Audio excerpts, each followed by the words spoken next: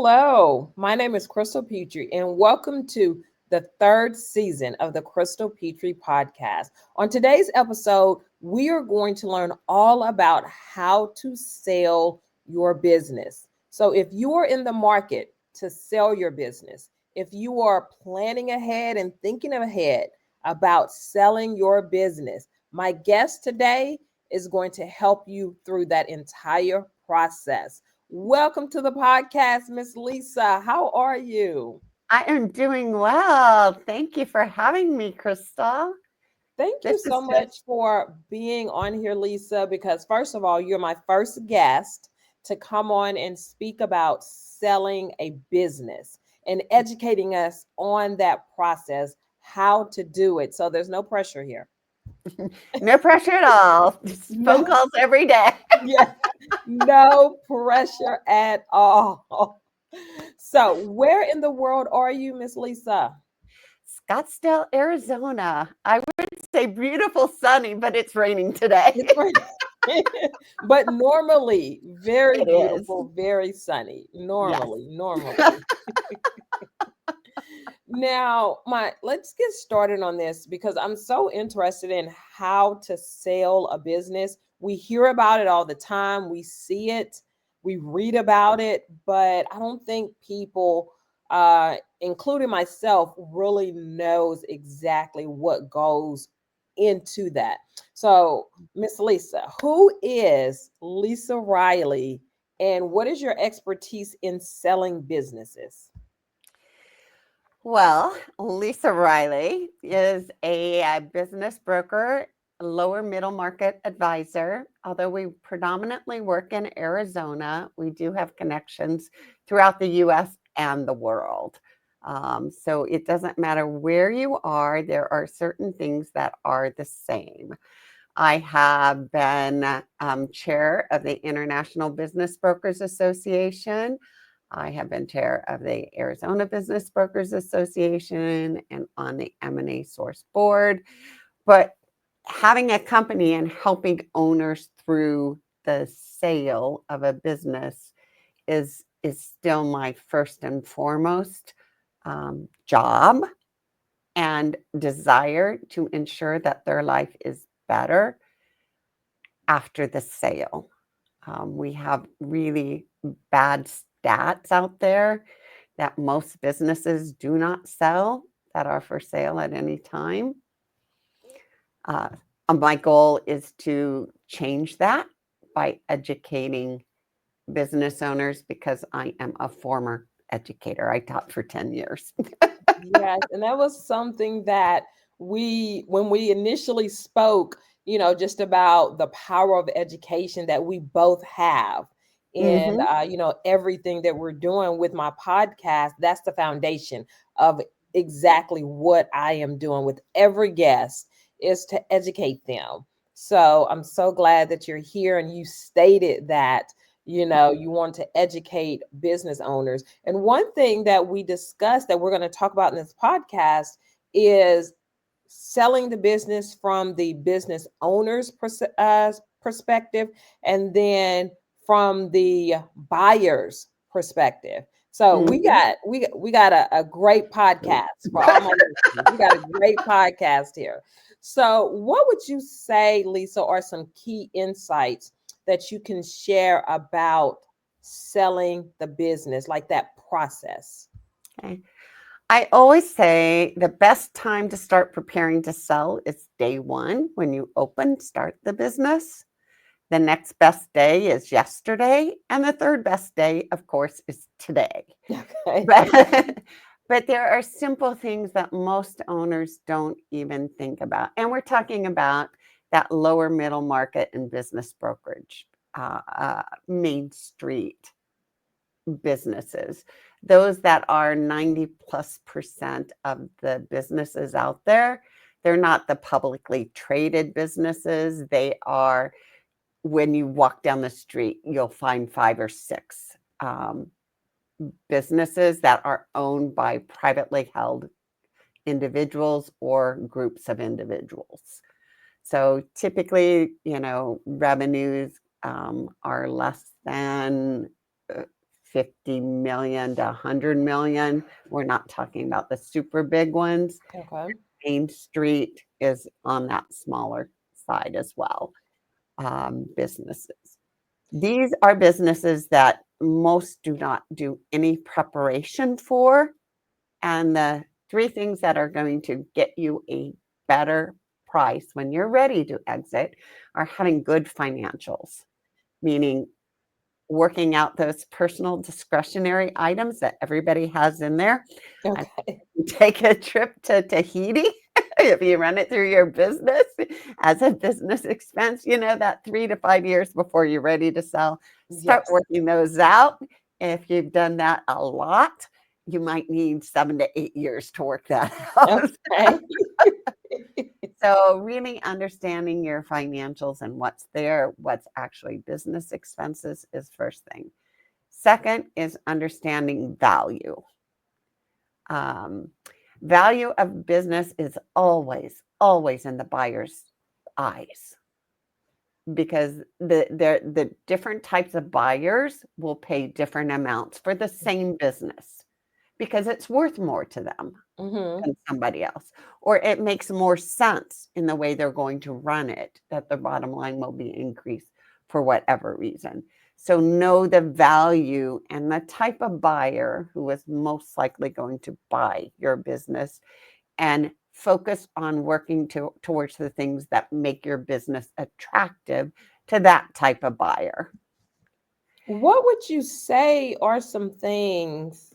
Okay, so this is two questions, Lisa. My first question is, how do you know what type of buyer you are looking for? And my second question is, how do you know what is attractive to the buyer? Okay.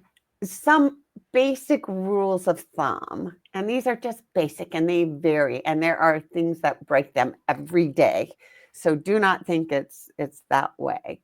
One, if you are an individual couple or partnership running your business as an individual, and the bottom line between you both is less than about a million or so, then your chances are the lower that number is, we'll say less than 300,000, 400,000. That's most likely going to be an individual buyer. As Okay. it goes up, it could be an individual or a competitor. And competitors and strategics buy your company for different reasons. One, it could be your employees. Two, it could be your customers, client list. Three, it could be to get you out of the market. Because you're the competition, right? Yeah, yeah. So there are lots of different reasons that people buy, and the values are different. But a a good third party coach, consultant, advisor, broker can help you identify where that's going to go and who's most likely going to buy. SBA loans, the Small Business Administration loans, the 7A are business loans, and they go up to a $5 million business loan without Wow. real estate that a buyer can come in with typically between 10 and 20% down Hmm. of that business price plus all their fees and buy a business. So again, the smaller the business are typically that individual buyers and or competitor strategic. If it's too small, it doesn't make sense for anybody but basically an individual buyer who's buying a job, which there's nothing wrong with that. There's lots of things that one may do it, but you can buy a job as well. Okay. What business, Lisa, would you say, or what industry, I guess I should ask, is the easiest or the hardest to sell a business in? And I'm asking because a couple days ago, a singer was talking about he owned 65 car wash businesses. And Mm-hmm. what he would do is basically exactly what we're talking about here on this podcast is the car wash business would be already up and operational, have its employees, and he would come in and just buy it and let the staff that was already there continue to run and operate the business. So would a car wash be something easy to purchase? A car wash, it depends. Car washes tend to be, used to be more cash business. And there's a specific type of buyer for cash businesses because it may be harder to prove the amount of revenue and bottom line it actually makes. Um, so anyone who's buying a business that has employees really should want to keep the employees Mm-hmm. because that's what's creating the cash flow that they are buying. Without the employees there, they would not have the cash flow that they are Right. buying. So for when we represent a buyer, we tell our buyer, hey, within the first 6 months to a year, do not make any changes, any major changes at all. That's Systems, smart. processes, anything that's going to upset that current cash flow. Get to know how things are working, why they're working that way before you make changes. Making changes after that or with the buy-in of the people there are going to get you closer to where you want. But remember, you're buying the current cash flow and you don't Mm-hmm. want that to go down. I was talking with a friend, another broker yesterday, and they had said that they had a client who went in and did something that they thought was brilliant. They were still using landlines. And so What? the buyer went in and changed everything to Ring Central, thinking this is so amazing and so good that they can do stuff. 50% cash flow decline right away. What? They had to reinstall the landlines because, again, unintended consequences. A phone caused that dramatic of a drop? Yep. Again, they didn't understand that the people knew how to use it, liked to use it, were used to using it, their customers used it that way, and so on. So changing like that you need to understand, what you're buying first and foremost, what cash flow is, and then think of all the improvements you can make, but don't make them right away. That's crazy to think a phone would cause that. I'm still on that part. So, what would you say, Lisa, is the easiest or the hardest industry to sell a business in? It's more we don't do a lot of restaurants. There are people who do restaurants that are really good. They would Okay. be very hard for us because it's hard to prove. They do so much turnover, and Right. it's just not where we focus on. There's no such thing as a true hard business to sell if it's cash flowing and doing the right thing. It can be in Mhm. any industry. It Okay. doesn't matter. Industries that become harder are those that are towards the end of their lifespan in whatever they're using. Think 8-track tapes, think record players, think payphones and Yes. those services, pagers, Blackberries, anything that has gone towards the end of life. Tanning salons, the old beds that laid down, those Yes. are really hard. Those are hard to sell. So if an industry is towards the end of its lifespan, Mhm. those businesses are hard.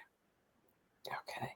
Let's talk about selling a business from the owner's perspective, Lisa. What are the main reasons business owners would sell their business? I mean, obviously money. I feel like that's probably the number one reason maybe, but what do you say? What are the main reasons? Retirement and burnout Retirement. I didn't and even think burnout. about that. Yeah. Yeah. Or the deadly D's, the divorce, the death, um, disease, anything Oh, that's, somewhat negative that requires them to sell. So there yes. are, those health items as well. The deadly D's. I did not think about Deadly that. D's. Divorce, disease, and death. Death, Those are yeah, all those are all horrible D words. they Yeah. are. And the Yeah. divorce can be a partnership divorce, not or a marital divorce. Hmm.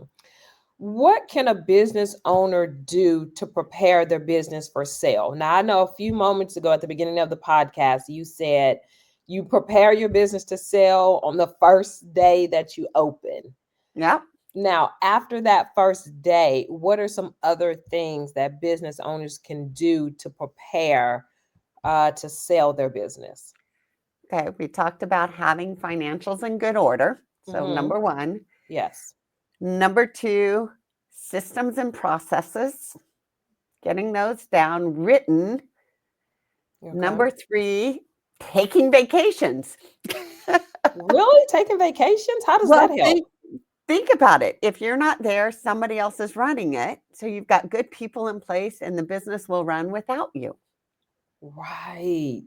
And from a Right. buyer perspective, that makes your business more valuable. So if you are the major decision maker or the center of the wheel and everybody comes to you for every decision and you are the holder of all the knowledge, your business is worth less Mm, and I it's see that. harder to find a buyer. We also work on other things that most companies don't, that I think is critical for any business owners financially. How much has your business been contributing? Do you have a wealth advisor and a financial advisor? Can you afford to? Have you been saving along the lines, along the Hmm. years, which most business owners don't? Their major wealth is tied up in their business. So by taking some of that out and making sure you maintained your private wealth, so when you do exit at the amount you want, you know that that amount's going to be okay to carry you on to whatever you want to do next in your life. And third, after you've had a company for 10, 20, 25, 30 years, and Bennett, your identity is so tied to that company. I am the CEO, or I founded X, Hmm. or we did X last year, or we gave so much to charity. All of this is your identity. And some people have lost friends or only have friends and who are part of that business world and they can't, move on to something else. So making sure you have something that's pulling you away and that you can wake up the next day if you're no longer involved and say, I have a purpose and this is what I'm doing. Yes. And it's not Yes. golfing, it's not vacationing. Yeah. I could see why that is important, having a life outside of the business, Mhm. because at some point in time, whether you decide to sell the business, Lisa, or leave the business, or you get sick, eventually you're going to something's going to cause you to leave the business, and you need Mhm. to have a life and friends outside and detached from that business, so Mm. when you leave, you don't feel like you've lost your life or you've lost a limb. Correct. Yeah. And that um that is just critical in yeah. my thought. Yes, absolutely. What are some steps that a owner should take to increase, I don't know if that's the word I want to use, or maybe maximize the value of their business before they sell it?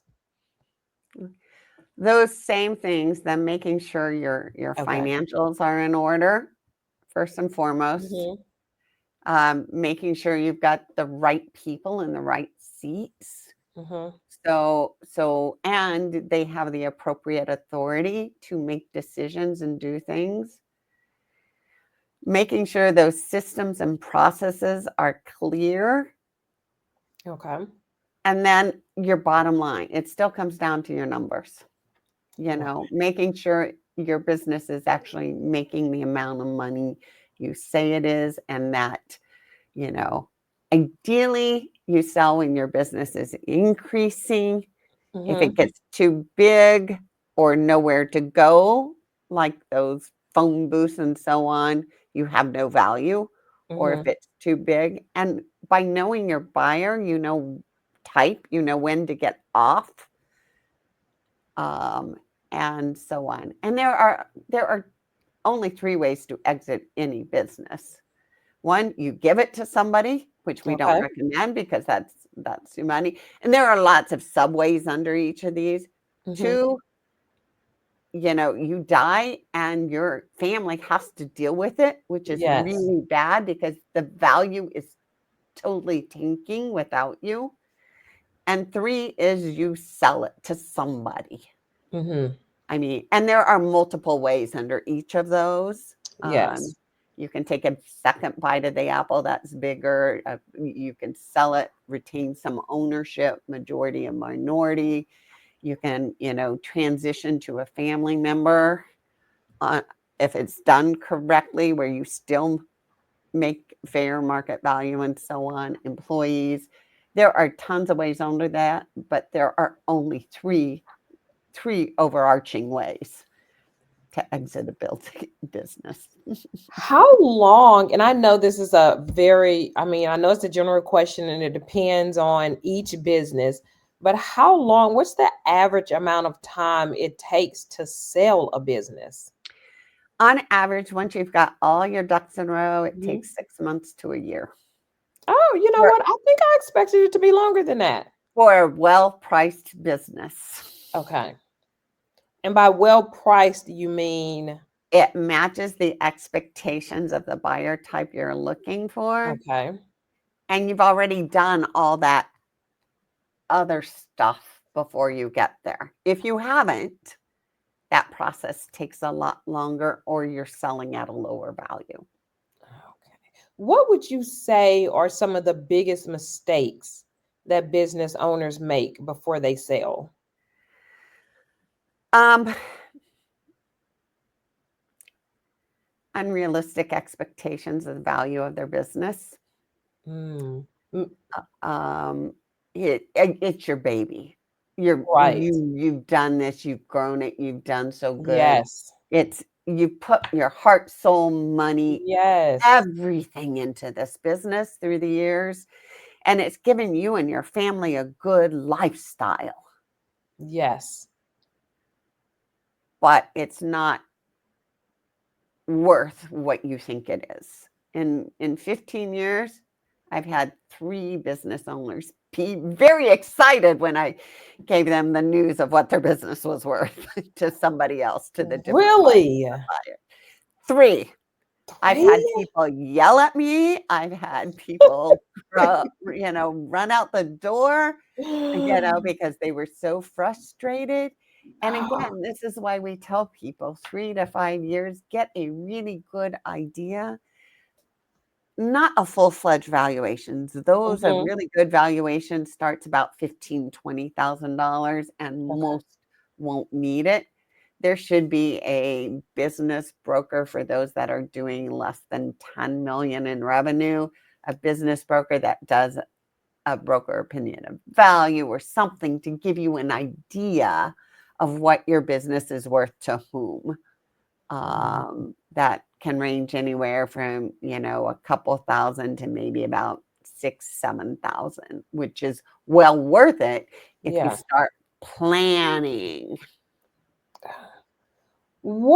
How does business owners, and I don't know if this is the business owner's responsibility or if it would be someone like in your position, Lisa, that owns the company, if that would be your responsibility. But how does a business owner determine the value of the business and determine how much to sell the business for? That is one of those problems, and there are lots of websites out there like Biz by Sell, BizQuest, and so on. It's the wild, wild west. People can put on anything they want Mm-hmm. with values of what they want. There's a lot of people and owners who go with I want or I need the amount that Mm-hmm. doesn't quite match what a buyer will pay. Therefore, only between 25% to one third of businesses for sale at any time actually sell because Wow. of unrealistic expectations of Mm-hmm. the value. When good persons, meaning brokers and or others, value a business and give a realistic idea of price, a Main Street business typically goes to market with an asking price. A lower middle market business means that, hey, we identify either strategic companies or private equity companies and go target the handful or so that we've identified Hmm. and see, have an idea of where give them a benchmark value. But each of those companies may pay more or less than what it is, but it's not going out to everybody.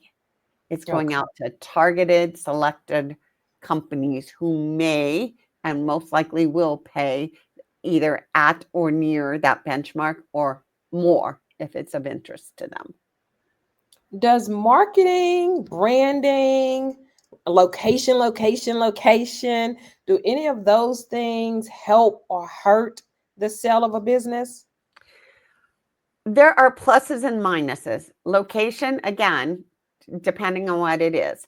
Those Mm-hmm. unsexy businesses, though, are you frozen? Okay. Think, for example, anything in the waste management part, those things that you have to do all the time, those are great businesses to Okay. have.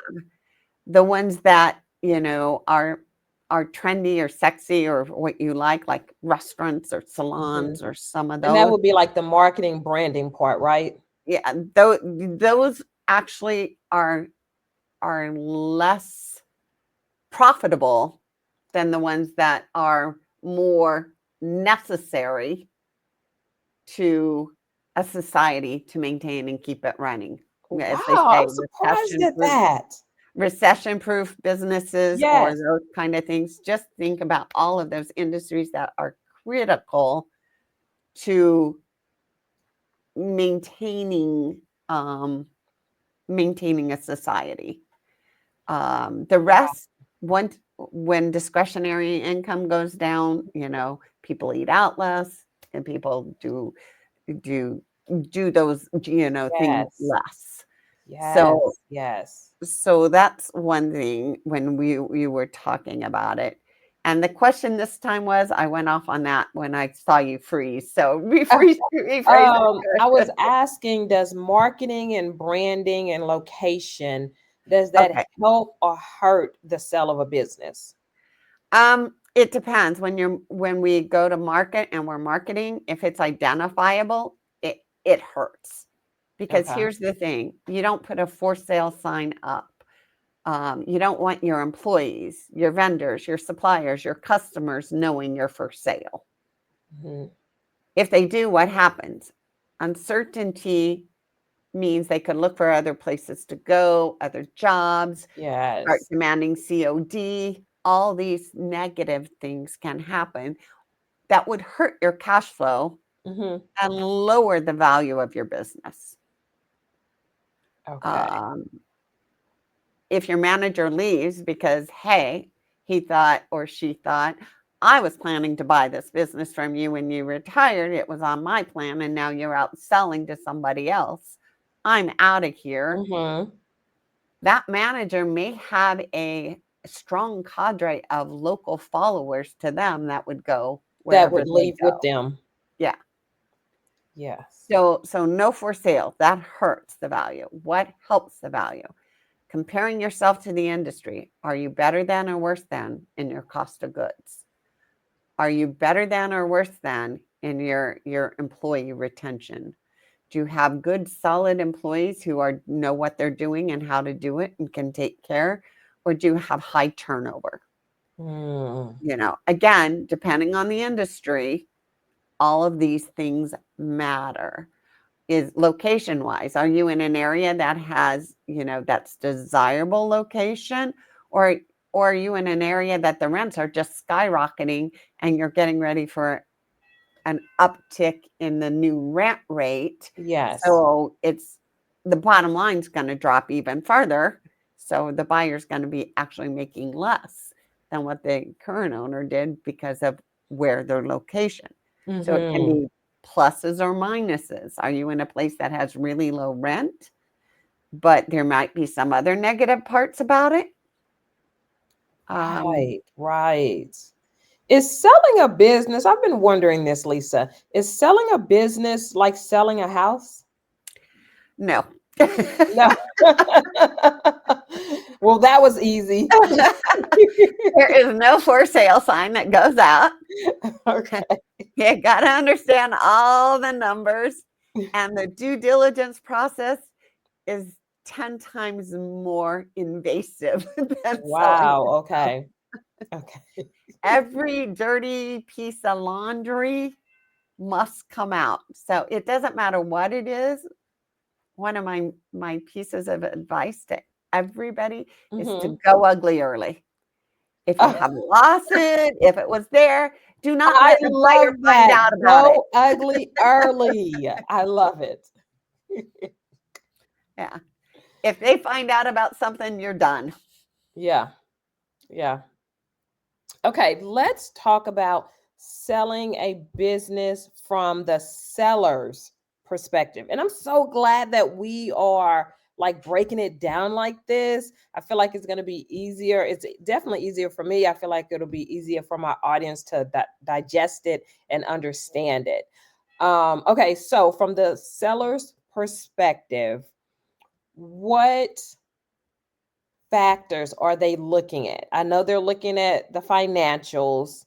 I know they're looking at the cash flow. They're probably looking at the employees, your systems and processes. But is there anything else that a seller is looking for or looking at before they decide to buy a business? Do you mean a buyer? What a buyer is looking for? Yes, I'm sorry. Okay. What a That's buyer is okay. looking for. Yes. Okay. Yes, a buyer is looking for all of that. Plus, they're also looking for what opportunities are available. What can they improve? Okay. Where is the company strong? Mm-hmm. What opportunities?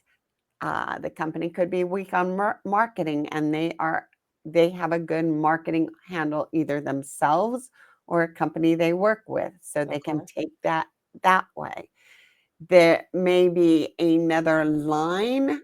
For example, a printing company may be wanting to add in a mailing service or something else to add a different revenue stream to the company. So, where can they improve the company in the future? And Okay. what are the major weaknesses? What are the major strengths? And how they best fit into that situation. Okay. During due diligence, you'll also look at, all of those operations systems, Mm-hmm. customer concentration. That's a big one. Uh, we've sold businesses that have had 75% customer concentration. Most buyers do not want that, because if that client walks away, that's Mm-hmm. 75% of the revenue. The Now, reason what is, and I'm sorry to interrupt you, Lisa, what is customer concentration? What does that mean? one customer makes a proportion, 20%, 25%, 75% of the revenues. Okay, okay, okay, okay. Yes, So yes. yeah, what's being there? Um, and it's not all bad. Again, the company I sold that had that, Mm-hmm. most buyers could not stomach that part. So we went after the NDA was signed and they were qualified to, own it, run it, and so on.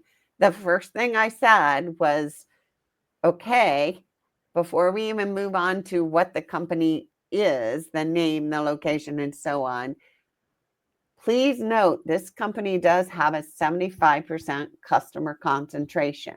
Is that Okay. is that something that you're going to be able to tolerate or not? Mm-hmm. 50% said no. And that's okay because they wanted nothing to do with it. Mm-hmm.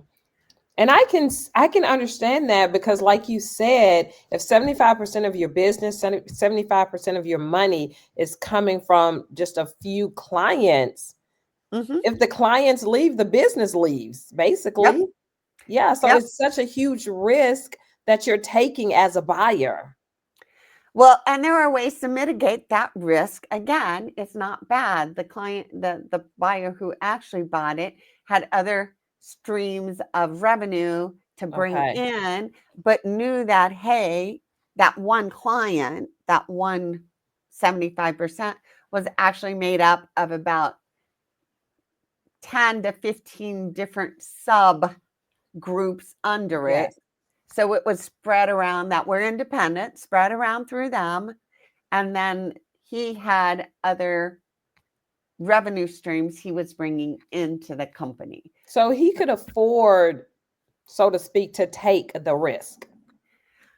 No, nobody can afford to take the risk. It Okay. was a calculated movement because he did not see them leaving Okay. at any time. And it's been 2-3 years now, and I reach out periodically. Still has all of them. It's not Okay. leaving, but he's already diversified the rest of it and brought in others. So that's only about 40% now from that client. So the others are grow. His other lines are growing. Yes. It's a risk calculation. First and foremost, as a business owner, Mhm. you are a risk taker. Yes, absolutely. For all you business owners out there, you need to put that on your business card, risk taker. And a buyer, uh, I had a couple in here yesterday, two gentlemen. They're looking to buy into, manufacturing firms, and their wives were not with them. So they want to do a partnership. All is good. So I asked them both about their risk tolerance. They were engineers, that brain set, which usually has a fairly low risk tolerance, Okay. you know. So, their risk tolerance, it was moderate. I'm good. And then I asked, what about your wives? One was somewhat moderate and one was very risk averse. Oh, okay. So I said, before you move forward, you really have to come to what's there, because owning a business is a risky proposition. It doesn't matter what type of business. I said, selling a business, buying a business, they are both risky. When you sell a Hmm. business, it's risky. When you buy a business, it's risky. Yes. It's the number one lawsuit for most because of, again, those after the fact, the buyer's expecting or thought it was something else, and the seller's I did expecting. not know that. There's a lot of Wow. lawsuits out there. Mhm. What? This is why I say get your attorney, get your accountant involved, get a Yes. good broker advisor so you avoid lawsuits. Wow. Oh my goodness. Okay. Okay. So again, Lisa, in this portion of the podcast, we are talking about buying a business from the buyer's perspective. Perspective. What is financing options for someone looking to buy a business? Surely they wouldn't just go into their savings or anything like that, or would they? Some do, Okay. but most people like using other people's money. Smart. Other people's money is good, but you have to be really willing to risk your own. Take, for example, the Small Business Association, SBA loan, the Hmm. 7A. Okay, 7A will put a lien on your home. If you're not willing to risk that as collateral, and bet on yourself as a buyer and an owner than a bank, because they're all banks. SBA is above, and basically SBA is basically guaranteeing the bank that lends you the money that they'll Okay. cover it if you default. Oh, okay. So up to 80% or so. So they're saying bank ABC, if this if you've approved and gone through every step and said that this person can do this and this person can do this, then we'll cover it. If you missed anything and Mm-hmm. your paperwork is not perfect and they cannot make their loans or default, we're not covering. So then the bank's holding the bag as a lender. Right. So that lender, and all banks are somewhat different. They have different requirements on top of whatever the SBA does. Every bank has something. Most of it, there's some standard items, but each bank has different categories that they want. Most all of them will say, "Are you willing to put a lien on your house?" If that answer is no, again, just think about it from a lender perspective. If you're Yeah. not willing to risk, then why should they risk on you? Yes. You're Yeah. betting on yourself to fail in their mind. Oh, that's a hard one to swallow, Lisa. I, it's again, it's if you think about it, you're using other people's money, Yes. so you have to have skin in the game. Now, SBA 7A loans are pretty rigorous. Yes, it was Mm-hmm. this year they came out with SBA being upside down for the first time. Part of that was PPP, those loans during the COVID. COVID, Mm-hmm. and some of it is EIDL, which was the other loans during COVID with low interest rates. Um, but as a whole, the 7A program is very solid, that their people are making their loans and getting them paid back. Okay. Um, none of my clients have ever had an issue. Um, Knock on wood. Yeah. Um, Yes. Yes. but Yes. yeah, once you buy the business, it's a 10-year loan, and some have fixed rate, some have prime plus rates. Mm-hmm. Um, but we've done the calculations. So your cost of living, you need to know your cost of living. Think house payments, think Yes. car payments, think kids' education, think the amount you spend and want to spend going out to eat, on clothing, on vacations, on utilities, and so on. What's your cost of living? Mhm. That business has to match that for you at the bare minimum, cover the loan repayment, interest terms, and then make sure you have enough if somebody needs like braces or something unexpected happens Which to will cover. happen. Yeah, which will happen. Yeah. So to cover the loan payment plus enough extra that those things can happen and you're not going to be at a disadvantage or not be able to pay your rent or your mortgage, home mortgage, because of that thing. So they're very conservative in looking at, does it cash flow enough to make Yes. it so you can live, and so on. When somebody tells me a seller carry faltered, which is another way, you're the bank.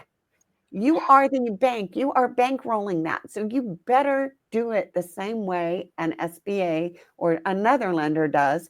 Does it cash flow enough to meet their cost of living, pay the debt back, Mm-hmm. and have enough for an emergency for them? If it doesn't, they should not buy your business at that price. Right. Right.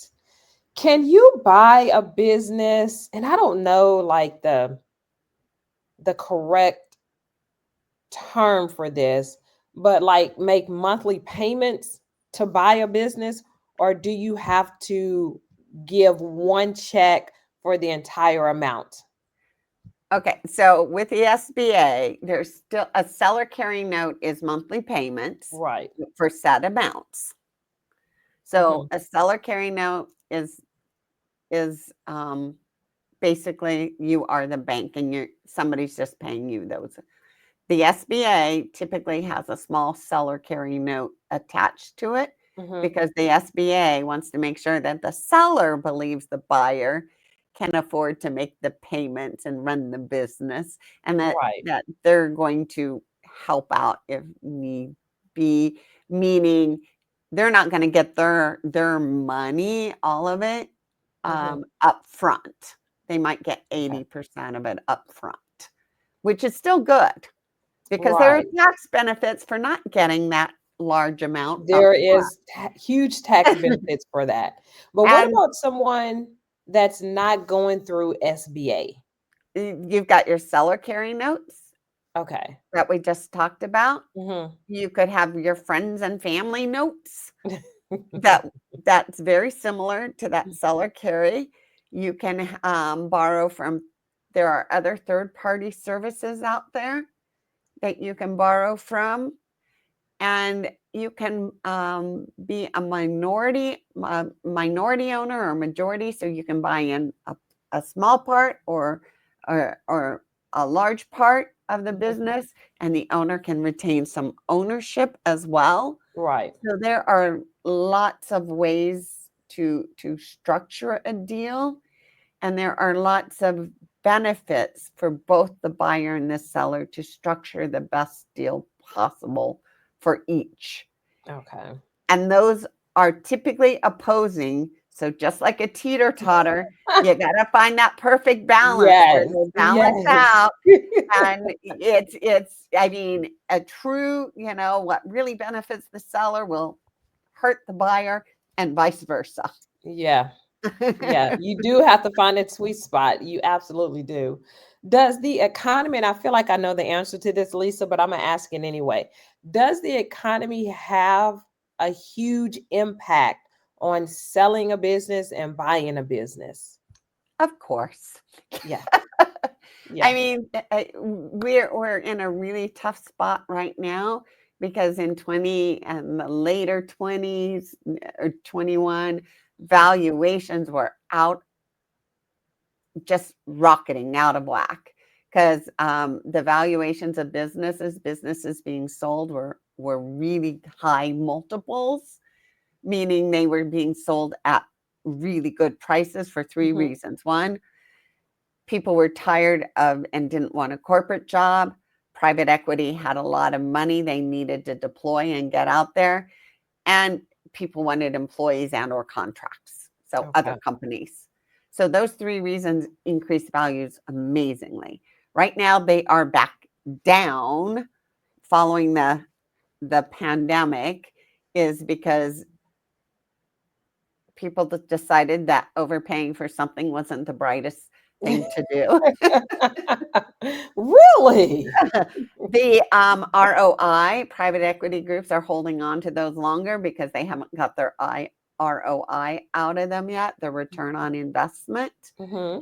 And that again, uncertainty, elections, uncertainty Yes. makes it harder to make decisions. Yes. Yes.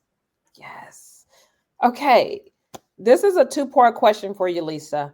What advice would you give a business owner looking to sell?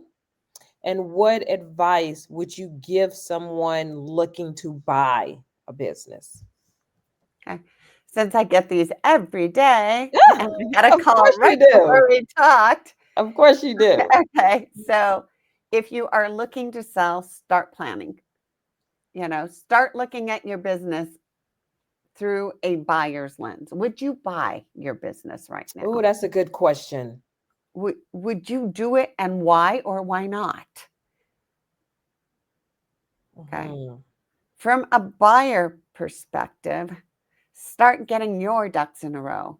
Figure out what your cost of living is, figure out what you're good at, figure out your risk tolerance, figure out, when in life or what type of business or industry would be very good fit. And Mm-hmm. and I heard a great speaker the other day.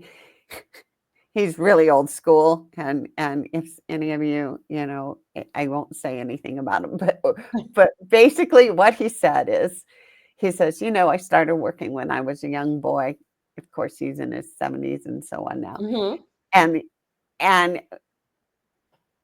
and he had the opportunity, to work for his whole life. And he says, this new nonsense about do what you love and you'll never work a day in your life, that's actually BS.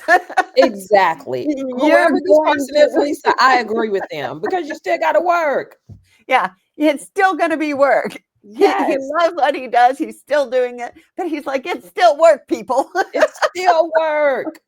Yes, I wish they stopped saying that. Yeah. And so again, don't take one of those hobbies that you like and ruin your hobby for yourself if it's not a true calling. Right. So so get intentional and start thinking. Yesterday I told the gentleman to do three things. One, also talk to your partner, spouse, or anybody who might be in this with you. Mm-hmm. Risk tolerance. Figure Mm-hmm. out what their risk tolerance is and what yours. There is nothing wrong with being an employee and not owning a business. There is Nothing at all. absolutely nothing wrong with that. Nothing. Um, and people forget that gee, when you go home, you can kind of leave it to them. Everybody's like, well, they're making so much money off of me. But think of it when you become a business owner, you've got all that stress. Most business owners, especially when they're starting business and at some point, have not taken a paycheck Mm-hmm. because they have Put to it make back into the payroll. business. They have taken loans out to pay people and things. They have worked through horrendous things and no longer a 40-hour work week, but an 80-hour work week, Yes. Yes. because you have to do what it takes to get it done. It is not for everyone. Mm-hmm. And people who say that you can work this, I love the calls I get. I want to buy a business, but I don't want to work in it at all. There's no business out there. Yeah. Yeah. And what do you want to invest? Oh, I've been listening to these podcasts, which there are some amazing ones out there, but they say no money down, I can get this business, and this is how I do it. A good business, you need to have money saved, because Mm-hmm. you need to be able to put money towards it. I don't care what type of business, if you don't have something to put towards it, Yeah. why would somebody bet on you to take their business? Right. Right. Right. Wow, this has been so good, Lisa. It's been so eye-opening. Like I had no idea the ins and outs about selling and buying a business. It's fun. The Wow. other thing, every time you get through due diligence, the seller should be doing due diligence on the buyer should be doing due diligence on the business. Both should be doing due diligence. Yes. And after that time period, if you've both done your jobs well, you should be able to get to that closing table. Mm-hmm. If you have not done your jobs well, because I can tell you after that time, by the time the lawyers get to the contracts and so on, your deal's going to die three times. You should be able to walk through that, because there's going to be something that comes up. A landlord could throw a twist into it. Somebody could get cold feet. It's Yes. going to happen. Yes. Work through it and you'll get to your closing table. Oh, you'll get to the signing part, the fun Yep. part. When you Yep. And sign on then the dotted transition line. begins. Yes. Yes. Yes. Okay. So Lisa, what you've been doing this, for several years at this point, you have your own business. what would you say at this point in your life? What is your intention for helping people get to the sign on the dotted line, whether they're selling their business or buying a business? I want people to know what they're doing. When I got into the business about 15 years ago, um, I interviewed a lot of people. I'm a researcher, so I talked to people and so on. Business owners, I found out, were less than happy a year after they sold because they hadn't done that work on identity shift for the most part, or they got the wrong type of buyer for Mm-hmm. what they were expecting and wanting. And business buyers, if not prepared correctly, did not, as an individual, did not know what they were getting into, or as a company buying another company, if the culture didn't mix. I don't care what the financials say. If you've got two dispersed cultures, Yeah. you're not going to get them together and make a profitable company.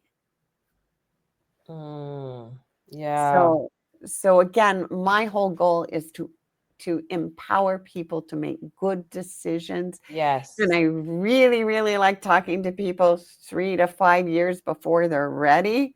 We do a selling price analysis. It's our first step. And again, that's here's what all these different types of buyers will pay for your Yes.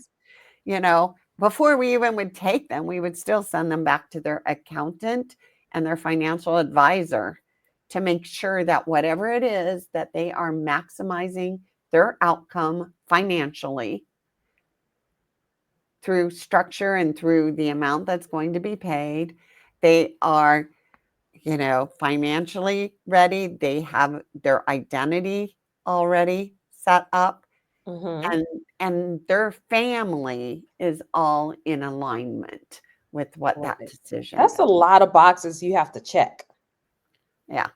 And that's why most of the people focus on the financial part, maybe, Mm-hmm. because taxation and structuring the deal is critical.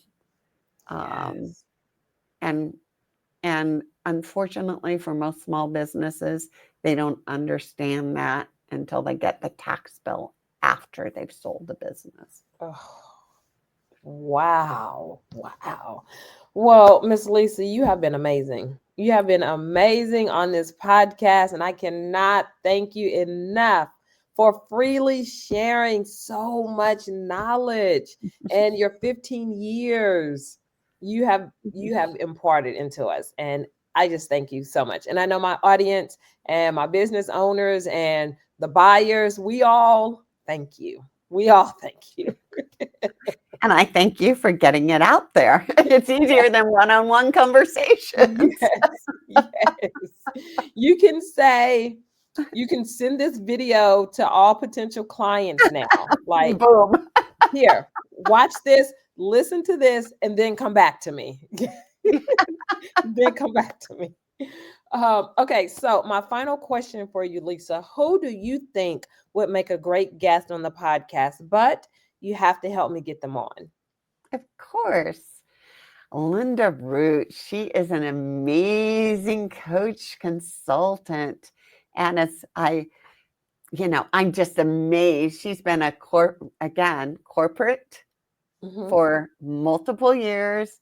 And just a couple years ago, she went out and took the plunge into ownership and is truly doing some amazing work educating Educating. women. That's our word, Lisa. That's our word.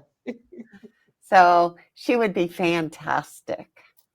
Thank you so much. I look forward to having her on the podcast so that she can continue the education, which is what we're all about here at the Crystal Petry Podcast. So thank you so much, Lisa.